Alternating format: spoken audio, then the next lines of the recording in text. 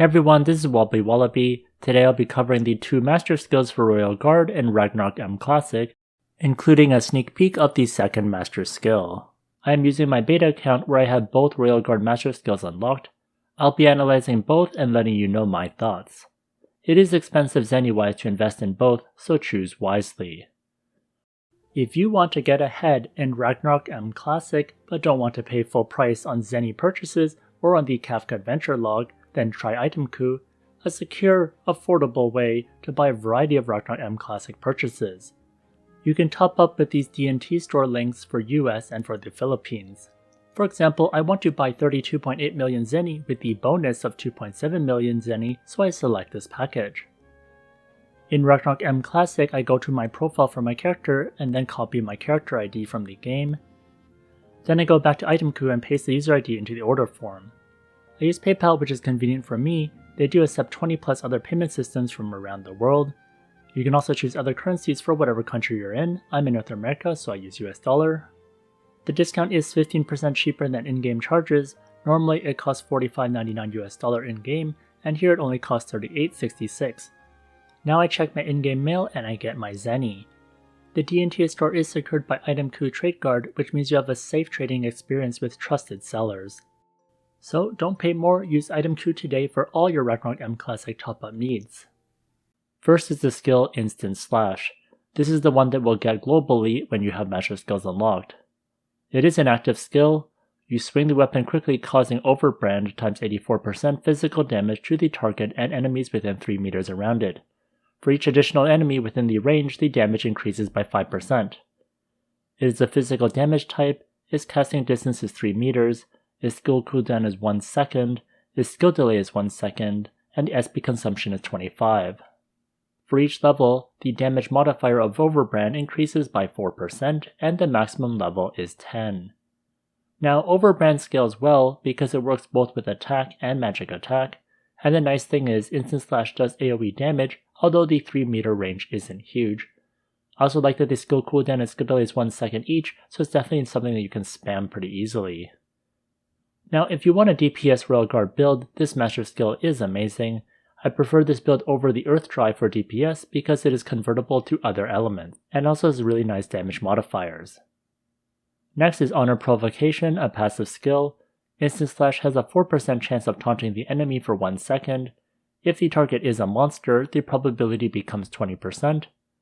For each level, the chance of taunt an enemy increases by 4%, and the monster's chance to taunt increases by 10%, and the maximum level is 5.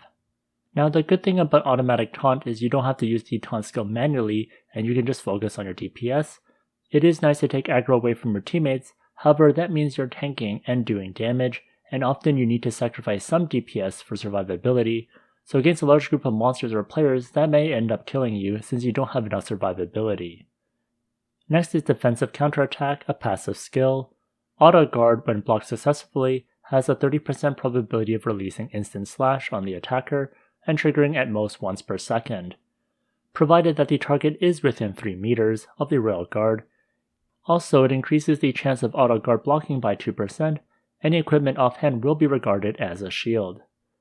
Now, for each level, the probability to release Instant Slash increases by 5%, the probability to increase auto guard increases by 2%, and the max level is 5. Auto Guard is an amazing survivability skill for Royal Guard. It has a 50% chance to parry. With the skill, you can further increase the Auto Guard chance, which is great. Also, not requiring a shield is interesting, since you can have a DPS build. For example, here I have the Rosa Bracelet, which is not a shield. Auto Guard is currently disabled in my manual bar. Next, I enabled the first master skill.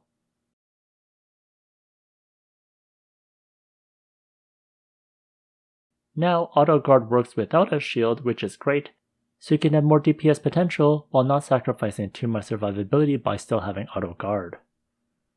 Next is Fighter Control, a passive skill. Instant Slash will replace Auto Attack, but it cannot be a critical hit. Every 5 points of critical hit, every 5% of critical hit damage, and every 10% of extra attack speed will increase the damage of Instant Slash by 0.1%. The Auto Attack interval will be fixed at 1 second. For each level, the Instant Slash damage scaling increases by 0.1% and the maximum level is 10. I like that they made auto attack Royal Guard a potential build.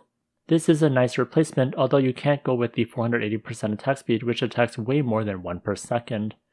Overall, for the first master skill that we have globally, it is a DPS oriented one, but personally I would prefer a defensive build for Royal Guard since I've always played Royal Guard as a tank and not so much as a DPS. So that's where the second master skill comes in. This skill is called Ultimate Sacrifice. It is an active skill. The Royal Guard sacrifices themselves to continue protecting teammates 6 meters away so that all damage suffered by teammates goes to the Royal Guard and cannot be used with other Crusader professions. This lasts for 5 seconds, and while active, the Royal Guard will be immune to abnormal and control effects. The cooldown time is fixed and cannot be reduced. The casting time is 6 meters, the skill cooldown is 60 seconds, the skill delay is 1 second, and the SP consumption is 120. For each level, the duration is increased by 1 second, and the maximum level is 10. This is a fantastic anti-death skill for your teammates. At max level, 10 seconds is great, but you do have to time it well since the skill cooldown is 60 seconds. If you're going full tank, this master skill is much better than the instant slash for your party. Here you can see I'm protecting my teammate for 10 seconds until he dies. Normally he would get instantly killed. Next is Peacekeeper Elite, a passive skill.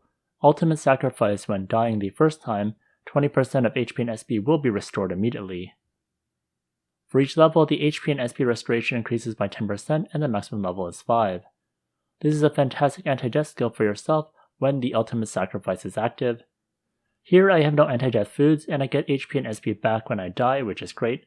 It also doesn't count as a death in these instances. Next is Indomitable, a passive skill. When Ultimate Sacrifice is active, teammates and yourself within the range will recover 1% of their maximum health every 1 second and clear a negative effect. For each level, the HP recovery increases by 1% and the maximum level is 5. This provides nice healing and removal of a negative effect. It's a solid team buff. Next is Stand Your Ground, a passive skill. Ultimate Sacrifice gives teammates within the range 5% final damage reduction. If the Royal Guard dies during Ultimate Sacrifice, teammates within the range will gain invincibility for 1.2 seconds. For each level, the final damage reduction increases by 5%, the invincibility will increase by 0.2 seconds, and the maximum level is 10. This is yet another amazing skill to help your party. Final damage reductions is one of the best reductions to have. Also, if you die, then giving your teammates invincibility is very nice too. So I think the second master skill is quite amazing for a tanky Royal Guard build. I personally would wait for the second master skill if you want to help your team tank. I don't really like the first master skill since my role as a Royal Guard wouldn't be doing damage, but to survive and take aggro off the DPS. I will leave the DPS to be the DPS class. So what do you think of the second master skill? Let me know in the comments section. Well, that's it for now. Stay tuned for more master skill reviews. If you enjoyed this video, please like, comment, and subscribe. Here's a video that I recommend, and if you want more Ragnarok M Classic content, check out this playlist over here.